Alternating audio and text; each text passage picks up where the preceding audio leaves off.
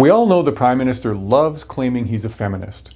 Even though he was accused of groping a woman in BC, even though he has shut out women in power who disagree with him, should it be surprising that he tolerates sexual misconduct towards women in the military?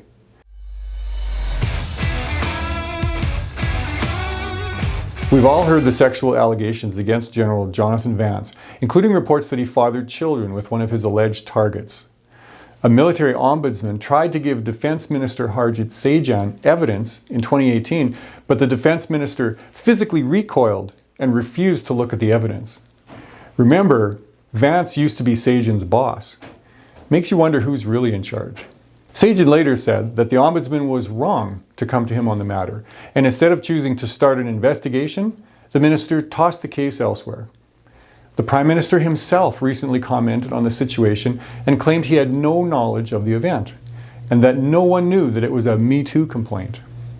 Mr. Trudeau, a sexual misconduct allegation must be taken seriously.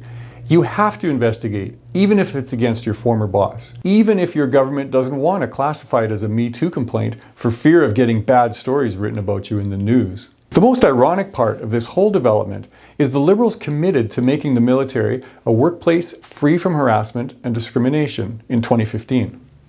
I guess this commitment only applies to allegations that don't hurt the Liberals politically. For a government that prides itself in feminism, it is disappointing to see them allow women, especially women in our armed forces, continue to be mistreated and sexually harassed, especially by those in the highest levels of power.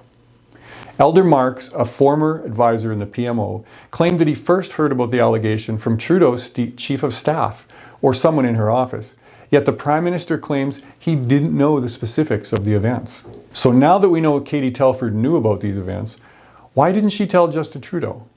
Who made the call? My colleague James Bazan asked this exact question, in which Telford refused to respond. The Liberals want you to believe the Prime Minister had no knowledge of the allegations, when apparently both his own Chief of Staff and his Defense Minister knew. Katie Telford may want to be careful. We all know the Prime Minister likes to throw women in positions of power under the bus when it comes to investigations. Trudeau wasn't happy with Jody Wilson-Raybould and Jane Philippot after the SNC-Lavalin investigations, and we all know what happened to them. My advice to Katie Telford: don't fall for the pressure of Trudeau's fake feminism. Tell the truth.